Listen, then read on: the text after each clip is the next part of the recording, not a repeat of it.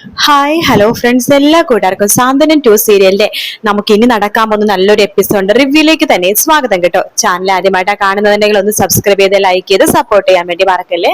അങ്ങനെ അനുമോൾ ഇല്ലാത്ത കാര്യം രാവിലെ തന്നെ എല്ലാവരും അറിയാണ്. നമ്മുടെ മീനാക്ഷിയും ഇത്രയും കൂടി ബ്യൂട്ടീഷ്യൻ വരും, അതിനു വേണ്ടി അനുവിനെ വിളിക്കാൻ പോകുമ്പോ അനുവിനെ റൂമിലൊന്നും കാണുന്നില്ല. മിത്രക്കും മീനാക്ഷിക്ക് ആകെ ടെൻഷനാവാണ്.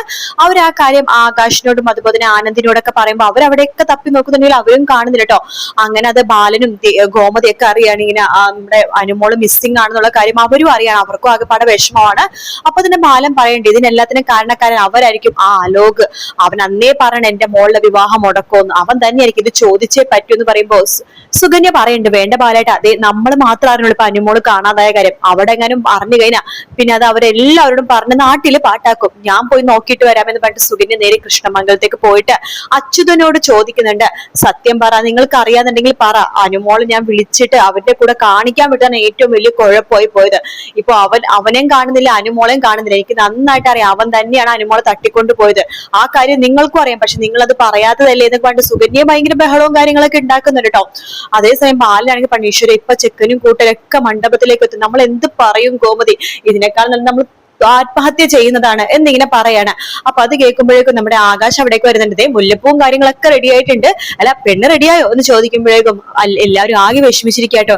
എന്താ എല്ലാവരും വിഷമിച്ചിരിക്കുന്നത്, എന്ത് പറ്റി എന്ന് ആകാശ് ചോദിക്കുമ്പോ മീനാക്ഷി പറയുന്നുണ്ട്, ആകാശേ നമ്മുടെ അനുമോളെ കാണുന്നില്ലെന്നോ, അവൾ എവിടെ പോവാനാ, അവൾ എവിടെയും കണ്ണായിട്ട് മുമ്പിലോ അല്ലെങ്കിൽ ബാത്റൂമിലോ അല്ലെങ്കിൽ പുറത്തോ അല്ലെങ്കിൽ ടെറസിലൊക്കെ ഉണ്ടാകും. ഇല്ല ഞങ്ങൾ എല്ലായിടത്തും നോക്കിയടാ എന്ന് ആനന്ദ് പറയാണ്.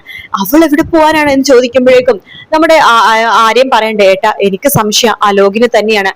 അലോക് എങ്ങനെ ഇവിടെ വരാനാണ് ആകാശെ ആര്യ നീ പറയണത്? കാരണം ഇന്നലെ രാത്രി ഞങ്ങളുടെ ബന്ധുക്കളും നമ്മൾ എല്ലാവരും ഈ വീട്ടിലുണ്ടായിരുന്നില്ലേ, എല്ലാവരുടെയും കണ്ണുവെട്ടിച്ച് അവൻ എങ്ങനെ ഇവിടെ വരാനാണ് എന്ന് ചോദിക്കാണ്. ഇത് കേട്ട് മിത്ര പറയുന്നുണ്ട്, അവൻ ഇങ്ങോട്ട് വന്നു കാണില്ല, ചിലപ്പോ എന്തെങ്കിലും കാരണം പറഞ്ഞിട്ട് നമ്മുടെ അനുമോളെ പുറത്ത് വിളിച്ച് സംസാരിക്കാൻ വേണ്ടി അവൻ വിളിച്ചു കാണും. പാവ അനുമോള് എന്ത് പറഞ്ഞ് ഭീഷണിപ്പെടുത്തുന്ന അറിയില്ലല്ലോ. അവളാണെങ്കിൽ ഇന്നലെ എന്തോ കാര്യം പറയാനുണ്ടെന്ന് ഇടക്കിടക്ക് പറയുന്നുണ്ടായിരുന്നു, നമ്മൾ ആരും അത് കേട്ടുമില്ല എന്ന് പറയുമ്പോഴേക്കും ഗോമതി പറയണ്ടേ, ഇന്നലെ രാത്രി എനിക്ക് അനുമോളെ കാണാൻ ഞങ്ങൾക്ക് ഭയങ്കര ആഗ്രഹം ഉണ്ടായിരുന്നു, എന്നിട്ട് പോലും ഞങ്ങൾ കണ്ടില്ല.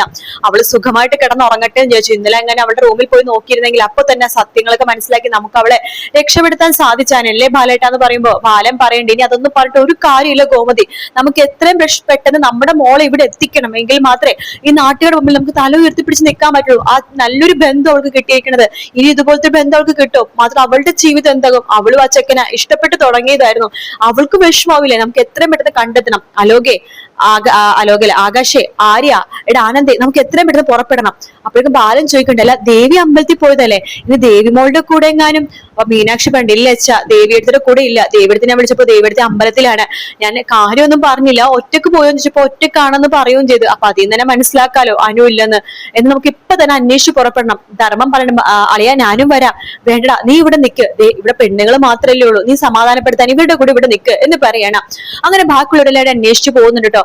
ധർമ്മനാണെങ്കിൽ ഒരു ചെറിയ സംശയവും കാര്യങ്ങളൊക്കെ തോന്നണം, കാരണം ഇന്നലെ സുകന്യ നല്ല മൂഡിലല്ലായിരുന്നു. ഇവിടെ എന്ത് നല്ല കാര്യം നടന്നാലും അത് എങ്ങനെയെങ്കിലൊക്കെ കുത്തിപ്പൊളിക്കാനാണല്ലോ സുകന്യയുടെ ഉദ്ദേശം. സുകന്യക്ക് എന്തൊക്കെയോ അറിയാന്ന് നമ്മുടെ ധർമ്മനെ നന്നായിട്ട് അറിയാട്ടെ. അപ്പൊ സുകന്യ അങ്ങനെ അവിടെ പോയിട്ട് ചോദിക്കുമ്പോൾ അവർക്കൊന്നും അറിയാത്തപ്പോഴാണ് അവര് സംസാരിക്കണ കൃഷ്ണമംഗലം കാര്യം. അങ്ങനെ സുകന്യ തിരിച്ച് ഇവിടേക്ക് വരുന്നുണ്ട്, നമ്മുടെ ദേവമംഗലത്തിലേക്ക് വരുന്നുണ്ട്. സുകന്യ വരുമ്പോ തന്നെ ധർമ്മം വേഗം തന്നെ സുകന്യനെ പിടിച്ചു വലിച്ച് റൂമിലേക്ക് കൊണ്ടുപോയിട്ട് ലോക്ക് ചെയ്യാണ് റൂം. എടി സത്യം എടി അനു എവിടെയെന്ന് ചോദിക്കുകയാണ്. അത് കൊള്ളാം, എന്താ ധർമ്മേട്ടാ എന്നോട് ചോദിക്കരുത്, അനു എവിടെയെന്ന് എനിക്കെങ്ങനെ അറിയാനാ, ഇന്നലെ രാത്രി ഉറങ്ങാൻ കിടന്ന പെണ്ണ് എവിടെ പോയെന്ന് എനിക്കെങ്ങനെ അറിയും? എടി നീ സത്യം പറയണം, ഇന്നലെ നിന്റെ കൂടെ അവളെ ഞാൻ പലവട്ടം കണ്ടിരുന്നു. ആ ലോകിന്റെ ഫോൺ വരുന്നോണ്ടാണ് നീ അവൾക്ക് ആ ഫോൺ എടുത്ത് കൊടുത്തത്. അയ്യോ ഇല്ല, ഞാനൊന്നും ചെയ്തിട്ടില്ല. അയ്യോ ധർമ്മേട്ട എന്നിങ്ങനെ അവിശ്വസിക്കല്ലേ, നോക്ക് എനിക്ക് ചെറിയൊരു ഇഷ്ടക്കൂടുതൽ കൃഷ്ണമംഗലം കാലത്ത് ഉണ്ടെന്നുണ്ടെങ്കിലും ഇവിടുത്തെ ഒരു മാരേജ് മുടക്കാനും അനുമോൾക്ക് കിട്ടുന്ന നല്ലൊരു ജീവിതം ഇല്ലാതാക്കാനും ഞാൻ ശ്രമിക്കില്ല. സുകന്യെ ഇതിന് പിന്നിൽ നീയാണെന്നെങ്ങാനും അറിഞ്ഞു കഴിഞ്ഞാൽ പിന്നെ നീ ജീവനോട് ഉണ്ടാവില്ല. ഈ കുടുംബത്തിൽ ഞാൻ നിന്നെ കൊല്ലേണ്ട കാര്യമില്ല. ആര്യനും ആകാശും ആനന്ദും കൂടി അത് ചെയ്തോളും, അല്ലെങ്കിൽ എന്റെ അളിയൻ ചെയ്തോളും. നോക്കിയോ അനു എവിടെയാണെങ്കിലും ഞങ്ങൾ കണ്ടുപിടിച്ചിരിക്കും. നിങ്ങളൊക്കെ ഈ വിവാഹം മുടക്കാൻ വേണ്ടി ചെയ്ത കാര്യങ്ങളല്ലോ അതൊക്കെ വെറുതെ ആയി പോകും. ഈ ധർമ്മനെ പറയണത് എന്റെ മോള് അനുമോള് എന്ന് പറഞ്ഞിട്ട് ധർമ്മനും അന്വേഷിച്ചിട്ട് പുറപ്പെടണം. അപ്പൊ സുകന്യക്ക് ടെൻഷൻ ആവാ, ടീച്ചർ അനുമോളൊന്നും കിട്ടിയാൽ മതിയായിരുന്നു, മുഹൂർത്തത്തിന് മുമ്പ് കിട്ടിയാൽ മതിയായിരുന്നു, അല്ലെങ്കിൽ കേസും കാര്യങ്ങളൊക്കെ അന്വേഷണം വന്നു കഴിഞ്ഞാൽ ഇനി തന്നെ എങ്ങാനും പിടിക്കോ, ആ ഒരു ടെൻഷനും സുകന്യക്ക് നന്നായിട്ടുണ്ട് കേട്ടോ. അതേസമയം അലോക് ആണെങ്കിൽ ആരും വരാത്തൊരു സ്ഥലത്ത് നമ്മുടെ അനുവിനെ പിടിച്ച് കെട്ടിയിരിക്കുകയാണ്. അനുക്ക് ബോധമില്ല കേട്ടോ. അപ്പൊ തന്നെ മയങ്ങാനുള്ള സംഭവമൊക്കെ അനുവിനെ പിടിച്ച് മയക്കിയിട്ടാണ് അവർ കാറിൽ കയറ്റി കടത്തിയത്. അങ്ങനെ ഗുണ്ടകൾക്കൊക്കെ കൊടുക്കേണ്ട പൈസ കൊടുത്തിട്ട് അലോക് പറഞ്ഞയച്ചു. ഇപ്പൊ അനുവും അലോക് മാത്രമേ അവിടെ ഉള്ളൂ. അലോക് ടൈം നോക്കുമ്പോഴേക്കും രാവിലെ 9 മണിയായി. 10:30ക്കും 11:30ക്കും ഇടയിലാണ് അനു മോളുടെ വിവാഹം. അതായത് ഇനി വെറും 1.5 മണിക്കൂർ കൊണ്ട്, ആ മണിക്കൂർ ഒരു മാജിക്കും സംഭവിക്കാൻ പോകുന്നില്ല. ഇവളുടെ വിവാഹം മുടങ്ങി. ആ ബാലൻ നാണം കെടാൻ പോവാണ്. വർഷങ്ങൾക്ക് മുമ്പ് എന്റെ അപ്പച്ചി എന്ന് പറഞ്ഞ ആ സ്ത്രീ ആ ബാലിന്റെ കൂടെ ഒളിച്ചോടി പോയപ്പോ എന്റെ വീട്ടുകാരും എന്റെ അച്ഛനൊക്കെ നാട്ടുകാരുടെ മുമ്പിൽ എത്ര നാണം കെട്ടോ, അതേപോലെ അയാളും നാണം കെട്ടോ. തിരിച്ചടി കിട്ടും ബാല, ഇത് കർമ്മഫലമാണ് എന്ന് പറഞ്ഞ് പൊട്ടിച്ചിരിക്കുകയാണ് അലോക്. ആ ചിരി കേട്ടുകൊണ്ട് പതുക്കെ അനു എഴുന്നേക്കുന്നുണ്ട്. ഞാൻ ഇവിടെ തന്നെയാണോ? ഞാൻ വീട്ടിലെത്തിയില്ലേ? നീ എങ്ങനെ വീട്ടിലെത്താനാണ്? ഇന്നലെ കഷ്ടപ്പെട്ട് എന്റെ അനുമോളെ നിന്നലെ ഞാൻ ഇവിടെ കൊണ്ടുവന്നത്. നോക്ക്, നിന്റെ വിവാഹം മുടങ്ങാൻ ഇനി വെറും 1 മണിക്കൂർ മാത്രമേ ഉള്ളൂ. അലോകെ പ്ലീസ്, ഞാൻ പറഞ്ഞ നീ ഒന്ന് കേക്ക്. എനിക്ക് എത്രയും പെട്ടെന്ന് വീട്ടിലെത്തണം. നീ എവിടെയാണെന്നുണ്ടെങ്കിൽ എന്നെ കൊണ്ട് ആക്കലോകെ. ഞാൻ നീ പറഞ്ഞ എത്ര രൂപ വേണമെങ്കിലും തരാം, എത്ര സ്വർണം വേണമെങ്കിൽ തരാം. അറിയാലോ എന്റെ അച്ഛന് 75 പവൻ എനിക്ക് തരുന്നത്, പിന്നെ 10 ലക്ഷം രൂപ വേറെ, പിന്നെ അത് മാത്രമല്ല കാറ്, അങ്ങനത്തെ പല സാധനങ്ങളുണ്ട്. അതൊക്കെ ഞാൻ നിനക്ക് തരാം. എടി, പണത്തിനും സ്വർണത്തിനും വേണ്ടിയാണെങ്കിൽ എനിക്ക് എപ്പോഴും അത് സാധിച്ചെടുക്കായിരുന്നു. അല്ല, നിന്നെ കണ്ടാണെങ്കിൽ എനിക്ക് എപ്പോഴും നിന്നെ സ്വന്തമാക്കായിരുന്നു. ഇത് അതൊന്നും അല്ലടി, പക, ശത്രുത. നിന്റെ അച്ഛനും അമ്മയുടെ നിന്റെ കുടുംബത്തോടുള്ള ശത്രുത, പ്രത്യേകിച്ച് നിന്റെ ചേട്ടന്മാരോട്. ആ ആര്യനും ആകാശൊക്കെ എന്നെ തല്ലിച്ചതച്ച് നിസ്സാര തല്ലൊന്നല്ല.